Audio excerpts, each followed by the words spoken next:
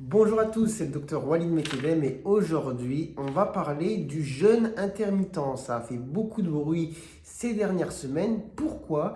Car une étude a fait parler d'elle, donc une étude menée par des chercheurs chinois qui révélerait apparemment une augmentation de la mortalité chez les personnes pratiquant le jeûne intermittent et plus particulièrement la mortalité liée aux problèmes cardiovasculaires, c'est-à-dire les morts par accidents vasculaires cérébraux ou infarctus. Alors qu'en est-il vraiment? Faut-il vraiment se fixer sur ces résultats et se dire ok, le jeûne intermittent c'est dangereux, ça peut causer des morts liées justement aux problèmes cardiaques, ou est-ce qu'en fait c'est plus compliqué que ça? Eh bien c'est ce qu'on va essayer de voir justement au travers de cette vidéo. Du coup, on va remettre un petit peu le contexte. L'étude, paf, elle fait un gros bruit. Donc, il faut savoir, c'est que l'étude n'a pas été publiée, en tout cas pas à ma connaissance maintenant, dans son intégralité. C'est-à-dire, a été publiée sous forme de poster dans un congrès, le congrès de l'American Association, attendez, je l'ai noté quelque part, parce que moi, les acronymes, American Heart Association, donc AHA, je ne me disais pas de bêtises. Donc ça a été publié, voilà, pour communiquer sur le sujet et avec les grandes lignes. Et les grandes lignes, de quoi s'agit-il? Eh bien, c'est que dans la population justement pratiquant le jeûne intermittent, on aurait une augmentation de 91% du risque de mortalité cardiovasculaire. Cette étude, comme je l'ai dit, elle a été menée par une équipe chinoise et elle s'est arrêtée sur une population d'environ 20 000 personnes. 20 000 personnes, ce n'est pas rien. Et c'est une étude épidémiologique, c'est-à-dire ce n'est pas une étude interventionnelle. On n'agit pas sur les populations qui interviennent, enfin pas qui interviennent, qui sont inclus dans l'étude. Juste, on observe, on regarde. Et de quelle manière on regarde? Eh bien, de manière prospective, c'est-à-dire sur la durée. C'est une étude de cohorte, c'est-à-dire qu'on prend une population à un moment donné, et puis pendant de nombreuses années, on observe justement s'il y a des phénomènes qui arrivent, qui interviennent, et ensuite, on fait des analyses statistiques pour publier des résultats. Et du coup, 20 000 personnes ont été étudiées, et la médiane d'études, on va dire pour chaque personne, c'est à peu près de 8 ans, donc c'est quand même conséquent, sachant qu'il y a un max, désolé, je prends des notes sur les chiffres, parce que les chiffres, les retenir de tête, c'est un petit peu compliqué. 17 ans, 17 ans. Donc vous voyez, c'est une étude quand même qui a été menée pendant une longue durée. Donc il y a des personnes qui ont été étudiées pendant plusieurs années. Et de quelle manière justement ces personnes sont entrées dans l'étude? Via un questionnaire. Donc via un questionnaire par rapport aux études alimentaires, aux habitudes alimentaires. Est-ce que vous pratiquez le jeûne intermittent ou pas? Et ça, c'est un critère aussi important à retenir pour la suite par rapport aux conclusions. Parce que là, il faut comprendre que du coup, on se fie aussi à des questionnaires d'inclusion qui parfois datent d'il y a plusieurs années. Donc, c'est important aussi de l'avoir en tête. Donc, maintenant, on va remettre aussi un petit peu justement le contexte par rapport au jeûne intermittent. Jusqu'à maintenant, le jeûne intermittent, même s'il n'y avait pas de franche conclusion sur le sujet, enfin une franche conclusion, c'était quand même assez réputé pour dire que le jeûne intermittent a des bienfaits sur la santé. Du moins, en tout cas, sur le court et moyen terme. Donc, ce n'est pas la panacée, le jeûne intermittent. C'est pas, aujourd'hui, il n'y a pas d'étude qui va vous dire le jeûne intermittent va vous permettre de vivre 262 ans sans aucun problème de santé et en faisant, des performances olympiques à 98 ans. Non, mais il y avait pas mal d'études, il y a toujours pas mal d'études sur le sujet, sur le jeûne intermittent, qui vous disent que voilà, il y a des bienfaits sur la santé, que ce soit par exemple sur plein de paramètres différents. Par exemple, on va prendre un truc basique, c'est sur l'insuline. Donc les sécrétions d'insuline, vous savez qu'à force, surtout avec notre mode de vie, notre mode de consommation, on mange beaucoup, on mange sucré, on fait des pics d'insuline régulièrement, qui est une hormone qui permet de réguler la glycémie. Mais voilà, cette insuline sécrétée à outrance, elle va provoquer des problèmes de santé, comme par exemple aussi le diabète. Le diabète, mais aussi la prise de poids. L'insuline, c'est aussi un facteur de croissance. Ça peut potentiellement avoir peut-être des implications dans d'autres pathologies plus importantes, enfin plus importantes ou égales, mais en tout cas des pathologies. Le jeûne intermittent, ça peut avoir peut-être du coup des bienfaits sur la régulation de ce qu'on appelle les dyslipidémies, voilà, le mauvais cholestérol. Ça peut permettre de perdre du poids d'une certaine manière. Le poids est un facteur de risque de beaucoup de maladies. Enfin bref, jusqu'à maintenant, on était OK pour dire, bon OK, le jeûne intermittent, en tout cas bien pratiqué, chez quelqu'un qui n'a pas trop, on va dire, de contre-indication à le faire, voilà, ça peut être quelque chose de très utile, surtout si c'est fait, comment dire, avec un mode de vie qui est, comment dire, cohérent. Hein, c'est-à-dire, c'est pas je fais du jeûne intermittent et à côté de ça, je fume 3 bédos dans la journée. Le soir, je vide une enfin 2-3 canettes de bière. Et quand je romps mon jeûne, bah, en fait, je le romps avec un tacos. Hein, vous comprenez bien que le jeûne intermittent, ça s'inclut dans une logique. Dans une logique. Et d'ailleurs, pour revenir sur le jeûne intermittent, par définition, même s'il peut y avoir différentes définitions, ça reste l'idée des 8-16. C'est-à-dire, vous ne mangez pas pendant 16 heures et sur une période de 8 heures seulement, bah, c'est la période sur laquelle vous pouvez manger. Donc voilà un petit peu le jeûne intermittent, ce qu'on savait aujourd'hui. Et dans, on va dire, l'étude qui a été menée, l'idée c'était de dire, bah voilà, on sait que potentiellement le jeûne intermittent, ça en est bien fait, ok, sur le court, le moyen terme, mais maintenant, qu'en est-il sur le long terme? Donc voilà pourquoi l'étude a été menée. Alors on sait, j'ai déjà fait des études sur, j'ai déjà fait une vidéo, je pense, sur les régimes alimentaires qui permettent d'améliorer la santé. J'ai fait parler des populations à Okinawa, dans les zones bleues, ceux qui ont une grande longévité associée à une bonne qualité de vie aussi. Et j'avais parlé de la restriction alimentaire. Et la restriction alimentaire, le fait de manger moins, j'avais déjà dit, c'est quelque chose de très connu dans le monde animal déjà. C'est-à-dire, ça fait un siècle quasiment que les scientifiques sont OK pour dire qu'en tout cas, chez l'animal, ça a été observé que la restriction alimentaire augmente l'espérance de vie.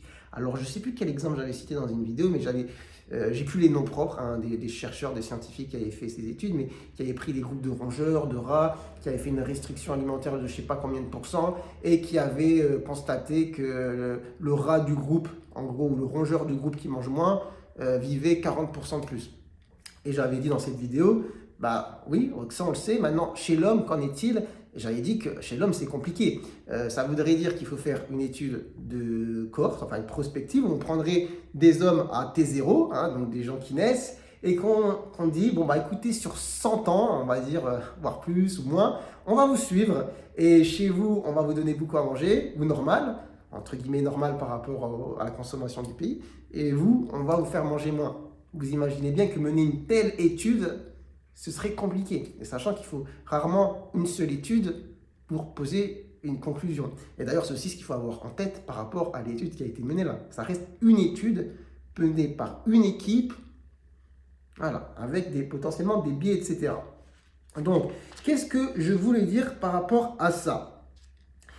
Quelque chose d'important, c'est au-delà de la surprise que ça a généré par rapport justement au grand public, voilà, le jeûne, est-ce que c'est dangereux? Le jeûne, est-ce que c'est dangereux? C'est que ça a surpris aussi les auteurs. Les auteurs, ce n'était pas leur but de montrer justement que potentiellement ça pouvait amener à un danger. D'accord.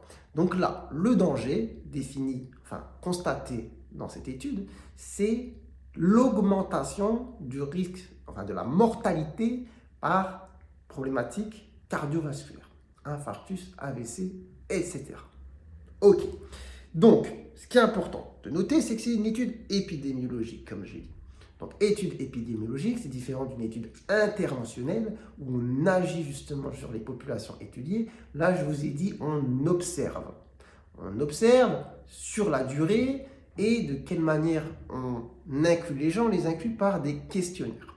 Est-ce qu'aussi le fait d'avoir basé justement l'inclusion des populations sur un questionnaire qui remonte à plusieurs années ne peut pas, voilà, biaiser les résultats? Est-ce qu'une personne qui a dit qu'elle faisait du jeûne intermittent il y a 10 ans au moment de l'inclusion, mais qui ne l'a pas pratiqué pendant les 6 dernières années, c'est possible, c'est une possibilité. Donc voilà, on n'a pas en tout cas le détail justement de l'étude et des populations pour justement comprendre un petit peu les résultats. Parce que les populations, c'est important aussi de comprendre quel type de population, de qui, voilà, s'agit-il, quels sont leurs modes de vie. Je vous ai dit que le jeûne intermittent, ça entre dans une logique, dans un mode de vie. Si ces personnes pratiquent le jeûne intermittent, certes, sur la durée de l'étude, mais qu'elles ont un mode de vie À risque dans le sens, ce sont des fumeurs, ce sont des personnes obèses, ce sont des personnes qui ont d'autres problématiques de santé, ce sont des personnes qui ont un rythme de vie effréné, qui ont une grosse charge de stress. Voilà, tous les facteurs de risque cardiovasculaire, on va dire, sont confondants parce que du coup, il faut comprendre que le résultat de la mortalité cardiovasculaire, faut voilà, faire, comment on appelle ça, éliminer les autres facteurs confondants. C'est-à-dire, est-ce qu'elle est vraiment liée au jeûne intermittent ou est-ce qu'elle est liée aux autres facteurs de risque cardiovasculaire potentiellement existants? Ça, c'est une question aussi à avoir en tête. Alors, qu'est-ce que je voulais dire? Donc, j'ai dit aussi qu'il s'agissait d'une seule étude. Et vous savez, en plus, on en a bavé, hein, les histoires d'études pendant le Covid, etc. Une étude ne permet pas de conclure définitivement à quelque chose. Ce sont des pistes de réflexion qui amènent à faire d'autres études en comprenant justement quels sont les résultats qui sont sortis de la première étude, sur quel type de personnes, comment l'étude a été menée, est-ce que du coup c'est extrapolable à d'autres populations, etc. Donc là, on a une seule étude menée par une équipe de recherche chinoise, je ne dis pas qu'ils se sont trompés, etc. Mais voilà, ça reste des possibilités. Voilà, quelle est la qualité de l'étude? Est-ce qu'il y a vraiment des choses qui permettent de définir que elle est de bonne qualité? D'ailleurs, comme je vous ai dit, c'est une communication sur l'étude qui est sortie. Et l'étude n'a pas été, en tout cas par ma connaissance au moment où je tourne la vidéo, n'est pas passée par le comité de review. Enfin, c'est un peu compliqué de vous expliquer comment ça se passe pour la publication des études, mais voilà, des comités de relecture qui valident, etc. Bon, on n'en est pas là. Ensuite, qu'est-ce que je voulais dire? Voilà, on n'a pas de données, en tout cas jusqu'à maintenant, pareil à ma connaissance si je ne me trompe pas, sur les repas. Mais ça, je pense que je me répète, je vous ai dit, le mode de vie, ça joue, mais dans ce jeûne intermittent, même s'il a duré 10 ans, 15 ans, voilà, de quelle manière sont justement composés les repas?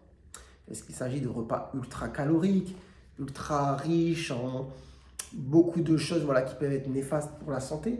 Ce sont des choses à avoir en tête. Et puis voilà. Donc j'ai pris des petites notes histoire de ne pas être trop brouillon.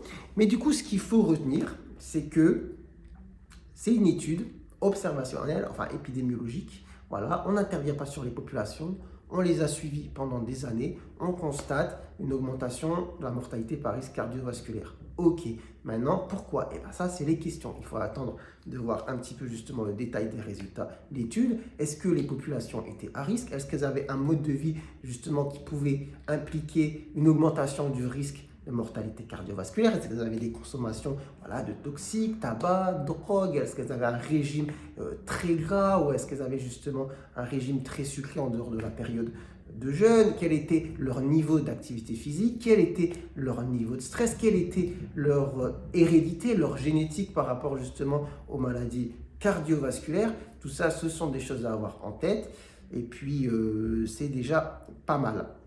Donc voilà, il faut prendre justement du recul par rapport à tout ça, attendre un petit peu la suite et voir ce que ça va donner. D'accord? En tout cas, ce qui est connu, c'est qu'aujourd'hui, à notre échelle, on sait, d'accord, et ce n'est pas un panacée, mais que le jeûne intermittent a des bienfaits reconnus, en tout cas à court et à moyen terme, sur plein de paramètres différents.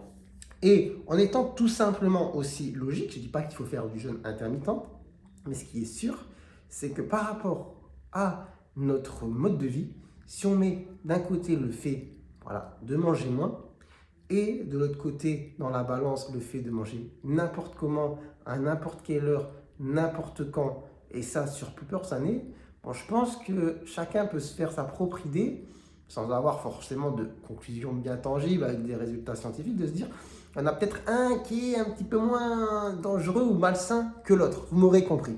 Bon, après, évidemment, voilà, le jeûne, pour bien le faire, pour bien le pratiquer, c'est un petit peu plus compliqué que ça. Hein. Là, j'ai été un petit peu simpliste, mais vous m'aurez compris. Donc finalement, pas grand-chose, si, il y a des choses à retenir et à réfléchir pour la suite, mais pas de conclusion hâtive sur le sujet. Et puis voilà, si vous avez des questions, n'hésitez pas à les poser, j'essaierai peut-être d'y répondre en commentaire.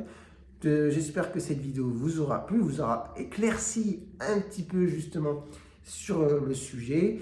Et puis, si vous avez apprécié, n'hésitez pas à la liker. Et si vous découvrez la chaîne, n'hésitez pas à vous abonner. Voilà, sur ce, je vous dis prenez soin de vous, prenez soin de votre santé. Et à très bientôt, je l'espère, pour de nouvelles vidéos. Allez, ciao, ciao.